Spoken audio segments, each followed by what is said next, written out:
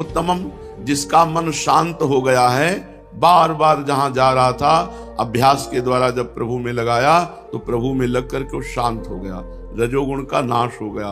अब उत्तम सुख का प्रादुर्भाव हुआ। जे ही वो आनंद प्रकट हुआ तो ब्रह्मभूत मकलमशम, वो निष्पाप महापुरुष ब्रह्मभूत हो गया, भगवत प्राप्त हो गया। कौन? जो बार बार अपने मन को जहां जहां जाए वहां से हटाकर प्रभु में लगाया गया। यह अभ्यास बहुत काल तक किया गया।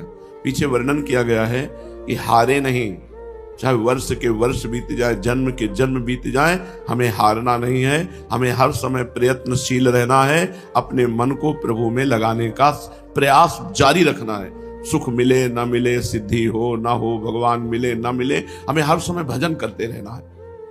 जो उपासक ऐसे जिद्दी स्वभाव का, ऐसी लगन वाला, ऐसी पवित्र भावना रखने वाला, जिसका लक्ष्य भगवत प्राप्ति है, तो अब वो प्रशांत मन सम हो गया, उसका मन शांत हो गया। रजोगुण का नाश होते ही मन पूर्ण रूप से संकल्प विकल्प रहित हो जाता है। जो ही मन शांत हुआ ते ही आत्यंतिक सुख प्रकट हुआ। जो ही परमानंद की बाढ़ आई, उसी में उसको स्वरूप अनुभव हो जाता है। उसी आनंद में उसे स्वरूप अनुभव, जो ही स्वरूप अनुभव हुआ, ब्रह्मभूत हो गया, वो ब्रह्म प्राप्त महापुरुष हो गया, भगवत प्राप्त महापुरुष हो गया। अब श्री भगवान कहते हैं, युञ्जन्नेवं सदात्मानं योगी विगत कल्मषः सुखेन ब्रह्म संस्पर्श मत्यंतम सुखमश्नुते।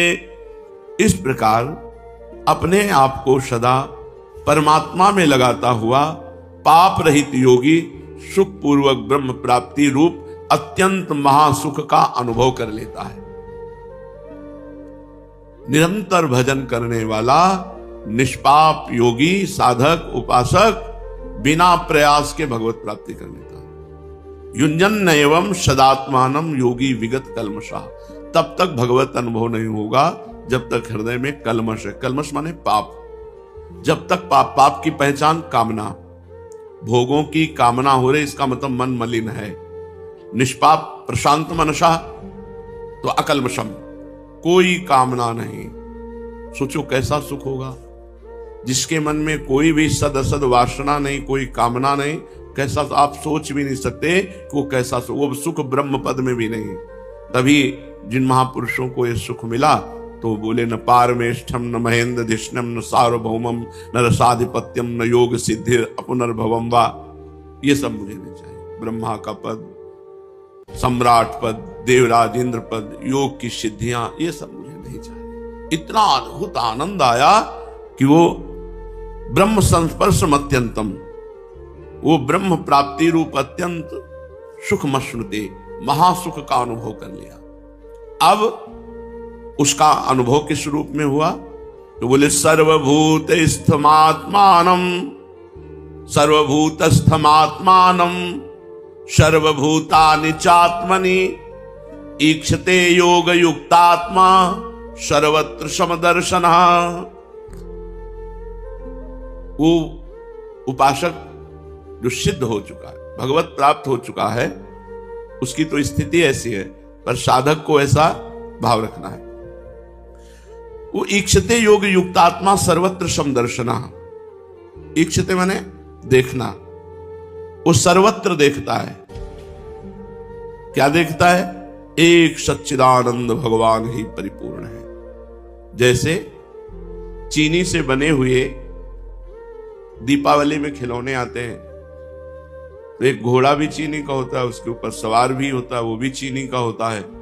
तो उसके नाम रूप आकृति अलग अलग होती है, लेकिन उनमें सब में चीनी ही भरी होती है। सवार भी चीनी का, घोड़ा भी चीनी का, जितने भी खिलौने होते हैं सब चीनी के ही होते हैं। लोहे के बने हुए अनेक तरह के अस्त्र शस्त्र, सब में नाम रूप अलग होगा, चाकू तलवार ये वो, लेकिन सब लोहा ही है। मिट्टी से बने हुए अनेक तरह के बर्तन, सकोरा, घड़ा, कटोरी, लेकिन वो सब कुल्हड़, ये सब मिट्टी ही है, नाम रूप उसके अलग अलग है। सोने से बने हुए आभूषण, सब सोना ही है। ऐसे ही भगवान से बना हुआ ये जगत है, सब भगवान बने हुए हैं, सब कुछ भगवान बने हुए हैं। योग युक्त आत्मा, अभ्यास करते करते जब भगवत प्राप्त हुआ तो उसकी तल्लीनता में वो देखता है कि संपूर्ण संसार मेरी आत्मा में है। जो मेरी आत्मा है, संपूर्ण संसार मेरी आत्मा में। सर्वभूतिस्थ मात्मानम, समस्त भूत स्थित है हमारी आत्मा में। और सर्वभूतानि चात्मन, मेरी आत्मा सब भूतों में स्थित है। एकाकार वृत्ति हो गई। इसको सरल भक्ति भाव से जान लीजिए। वो देखता है भगवान मेरे हृदय में विराजमान है, सारा जगत भगवान में विराजमान है, भगवान सारे जगत में विराजमान है। वो ऐसा अनुभव देखता है, भगवान मेरे हृदय में विराजमान है, भगवान के रोम रोम में अनंत ब्रह्मांड है। दिखरावा माते तीन अद्भुत रूप प्रचंड, रोम रोम प्रतिलागे कोटि कोटि ब्रह्मांड, ब्रह्मांड निकाया निर्मित माया, रोम रोम प्रतिवेद कहे।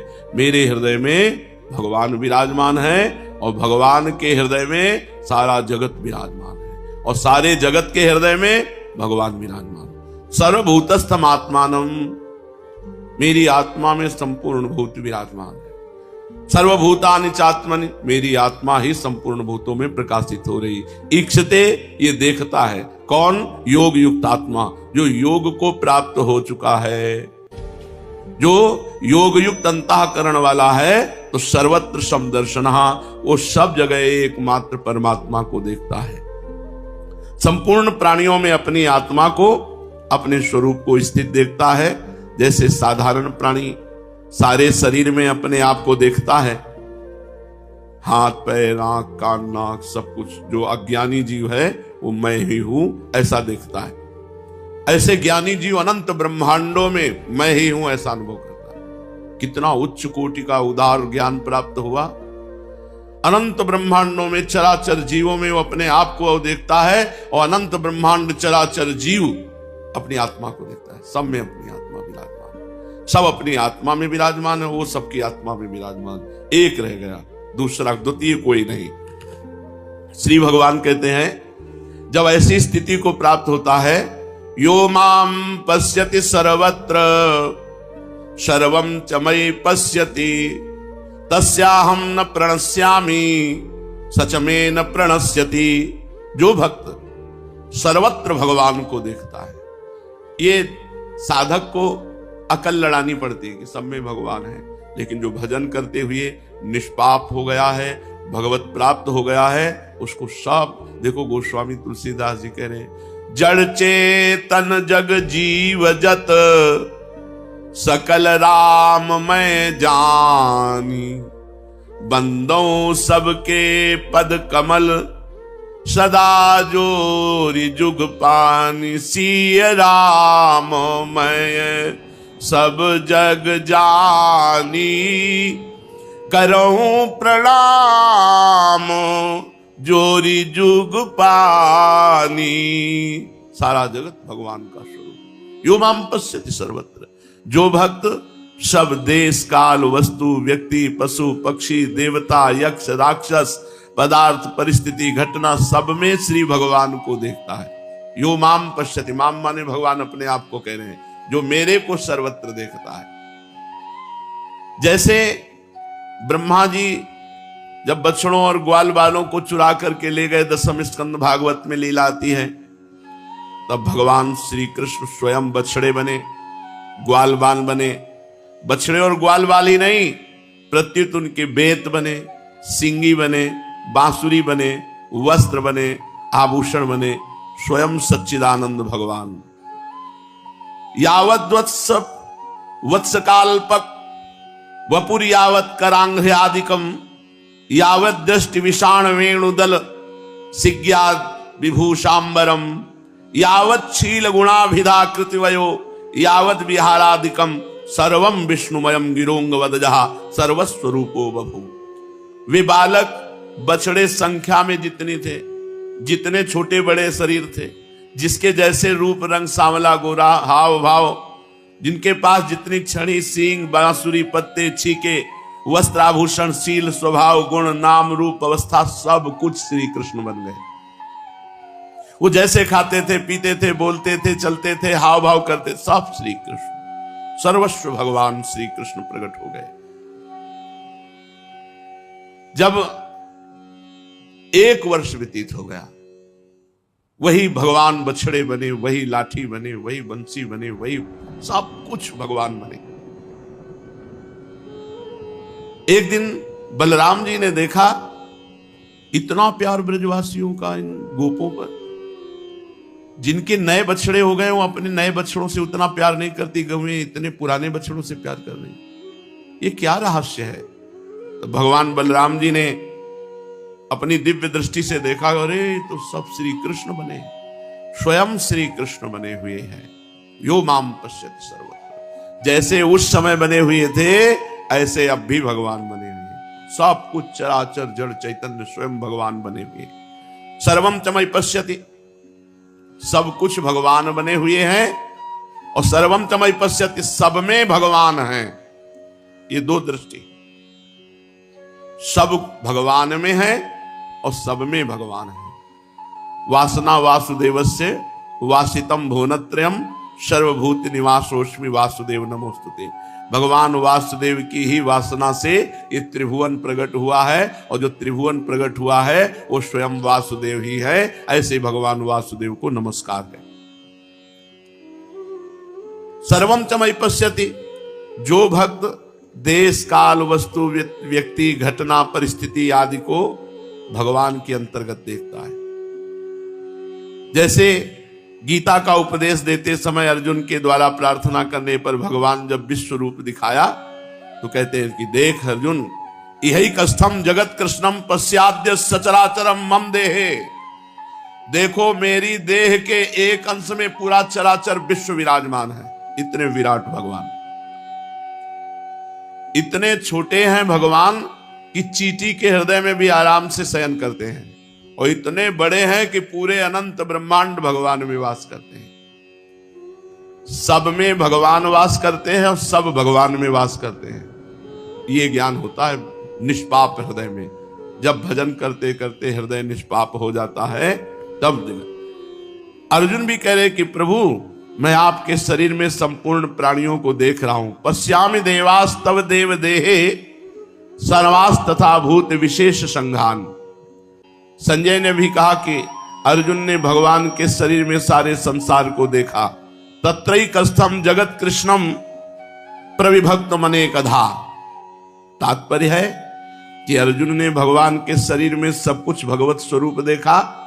ऐसे ही भक्त देखने सुनने समझने में जो कुछ आता है उसको भगवान में ही देखता है, उसे भगवत स्वरूप ही देखता है। जो ऐसा देखता है सब में भगवान को और सबको भगवान में, तस्याहम न प्रणश्यामि। भक्त जब सब जगह भगवान को देखता है तो भगवान कह रहे फिर मैं उसके सामने छुपता नहीं हूं। कहां छिपूं, किससे छिपूं? इसलिए मैं भक्त के लिए सामने प्रत्यक्ष प्रकट हो जाता हूं। तभी तो गोपीजन कह रहे कि कोई दूसरा है क्या? जित देखूं तित श्याममयी है। हम तो देखते हैं जिधर हमारा श्याम सुंदर ही दिखाई देता है। सब कुछ आकाश से लेकर नीचे जो भी चराचर देखती हूं सब श्याम सुंदर। भगवान कह रहे हैं मैं उसके सामने फिर अदृश्य नहीं होता, उसके सामने प्रकट हो जाता हूं। तस्याहम न प्रणश्यामि सच में न प्रणश्यति। जब भक्त भगवान को सब जगह देखता है तो भगवान भी हर समय भक्त के समीप रहते हैं। भगवान भी जैसे, ये भगवान का एक व्रत है, आप जैसे भजोगे वैसे वो भजेंगे। जब वो सर्वत्र भगवान को देखता है तो भगवान सर्वत्र उसके साथ रहते हैं। भगवान कभी भक्त से अदृश्य ही नहीं होते, अलग ही नहीं होते। भगवान का ये नियम है कि जो जिस प्रकार भगवान की शरण लेता है, भजन करता है, उसी प्रकार भगवान ये यथा माम प्रपद्यन्ते तास तथैव भजाम्यहम्। तात्पर्य है कि भक्त सब कुछ भूल कर केवल भगवान में तन्मय होकर सर्वत्र भगवान को देख रहा है तो सब कुछ भूल कर भगवान उसी के पीछे पीछे घूमते हैं, उसके साथ साथ घूमते हैं। जहां जहां मेरा भक्त चरण रखे वहां वहां रखो हाथ, पीछे पीछे मैं फिरूं कभी न छाड़ू साथ। भगवान भक्त से घुल मिल जाते हैं, भगवान बात करते हैं, भगवान खेलते हैं, भगवान हंसते हैं। केवल दर्शन ही नहीं, भजन बढ़ाओ। जितना अधिक भजन करोगे पहले तो पाप नष्ट होगा, जलन पैदा होगी, कुछ समझ में नहीं आएगा, कोई सुख अनुभव में नहीं आएगा। जब पाप नष्ट हो जाएंगे तब आनंद का अनुभव होगा। लेकिन नए पाप ना होने पावे, मनोरंजन ना होने पावे, बहुत सावधानी की जरूरत है, नहीं तो हाथी का स्नान भजन होगा। हाथी का स्नान, हाथी को खूब नहाया धुलाया, सूंड से धुल लिया, ऊपर डाल लिया, अब दिन भर माला चलाए और शाम के पाप कर बैठे, मनोरंजन कर बैठे, सब खत्म। जो आपका अध्यात्म भाव बढ़ने वाला तो फिर वहीं दब गया। फिर दिन भर भजन करो, फिर पाप कर लो, 50 वर्ष ऐसे हो जाते हैं और उसे आत्मानंद का, भगवदानंद का अनुभव नहीं होता।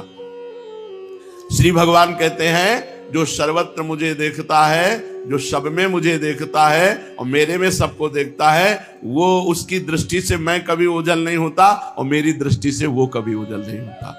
सर्वभूत स्थितम यो माम भजते कत्वमास्थितः सर्वथा वर्तमानोपि सयोगी मयि वर्तते।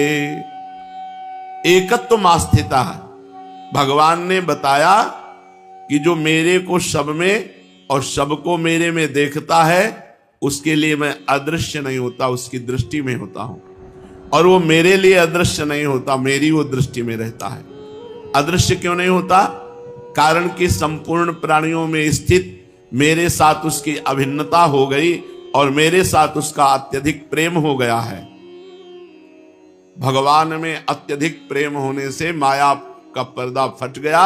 अब जिधर देखे श्यामा श्याम, श्यामा श्याम, श्यामा श्याम के सिवा कुछ अनुभव में ही नहीं आता। इसीलिए प्रेमी जन कहने लगते प्रिय मूर्ति नयनन बसे, ऐसा लगता है पुतरी ही बदल गई, श्यामा श्याम पुतरी बन गई, तो जिधर वो देखता है श्यामा श्याम नजर आता है। भक्त की, सिद्ध भक्त की ऐसी स्थिति होती है, साधक को मान्यता करनी पड़ती, मानना पड़ता है, सब में श्यामा श्याम है, सब में प्रभु है, ऐसा मानकर बर्ताव करो।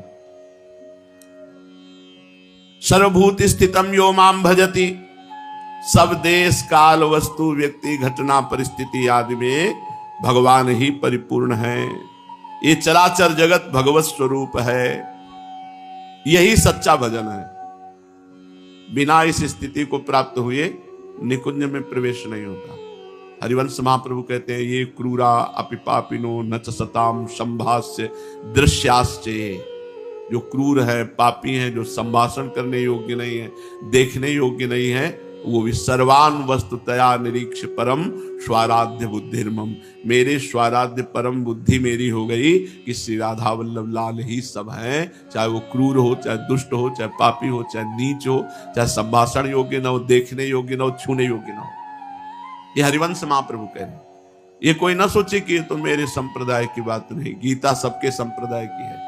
प्रथम सुने भागवत भक्त मुख भगवत वाणी। भगवत वाणी गीता और भागवत जब तक नहीं सुनोगे तब तक निकुंज की बात पहुंचने की समझ में ही नहीं आएगी। सर्वभूत स्थितम, भगवान केवल प्राणियों में ही स्थित है ऐसी बात नहीं, अप्राणियों में भी। देखो अपने लोग तो अप्राणी की उपासना करके भगवान की प्राप्ति कर ली। अप्राणी पत्थर, पाषाण, पाषाण की ही तो मूर्ति बनती है, अप्राणी ही तो है। पाषाण कोई प्राणी है क्या? कोई चलता फिरता है क्या? काष्ठ अप्राणी ही तो है, सूखा हुआ काष्ठ। अष्टधातु अप्राणी ही तो है, सोना चांदी ये सब अप्राणी ही तो है।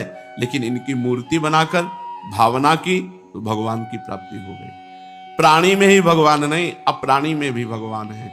जैसे नरसिंह भगवान का प्रादुर्भाव अप्राणी खंभा से हुआ। खंभा कोई प्राणी है क्या? जड़ वस्तु है। जड़ वस्तु से परम चैतन्य सच्चिदानंद भगवान नरसिंह का प्रादुर्भाव हो गया, क्योंकि प्रहलाद जी ऐसे भक्त थे जो सर्वत्र भगवान को देखने वाले थे। हिरण्यकश्यप ने कहा क्या इस खंभे में तेरा हरि है? हाँ। जीव ही घूंसे का प्रहार किया, खंभा फट गया और विकराल रूप से भगवान प्रकाशित हो गए, क्योंकि सर्वत्र भगवान है। सर्वभूत स्थितम, भगवान केवल प्राणियों में ही स्थित है, परंतु वास्तव में ऐसी बात नहीं। भगवान केवल प्राणियों में स्थित नहीं, प्रत्युत संसार के कण कण में परिपूर्ण रूप से स्थित है। जैसे सोने के आभूषण सोने से ही बनते हैं, सोना ही उसमें स्थित रहता है और बाद में आभूषण बिगड़कर सोना ही बनता है। ऐसे ही सब समय देखने वाला सोना ही देखता है, आभूषण नहीं देखता है, ये सब सोना ही है। ऐसे ही स्त्री पुरुष जड़ चैतन्य ये सब स्वयं भगवान बने हुए हैं, स्वयं भगवान। सर्वथा वर्तमानो पिसयोगी मई वर्तते। वो शास्त्र और वर्ण आश्रम की मर्यादा के अनुसार खाते पीते सोते जागते उठते बैठते सभी क्रियाएं करते हुए मेरे में ही बरतता है।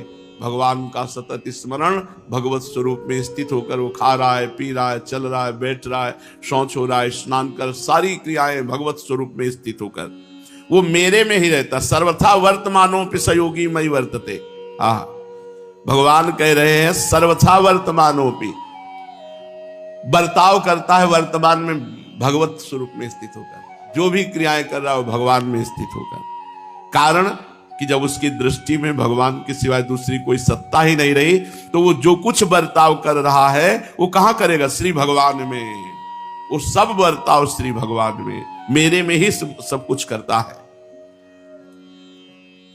आत्मौपम्येन सर्वत्र, सर्वत्र, सर्वत्र का सब जब तक समाधान नहीं हो जाएगा तब तक साधक राग द्वेष करता रहता है, लड़ाई झगड़ा करता। अरे अपने प्रभु से लड़ाई झगड़ा, सब में प्रभु, अपने प्रभु को गाली दे रहे हो, अपने प्रभु के प्रति द्वेष। जब शास्त्र कह रहा है और स्वयं भगवान कह रहे हैं, ये भगवान की बात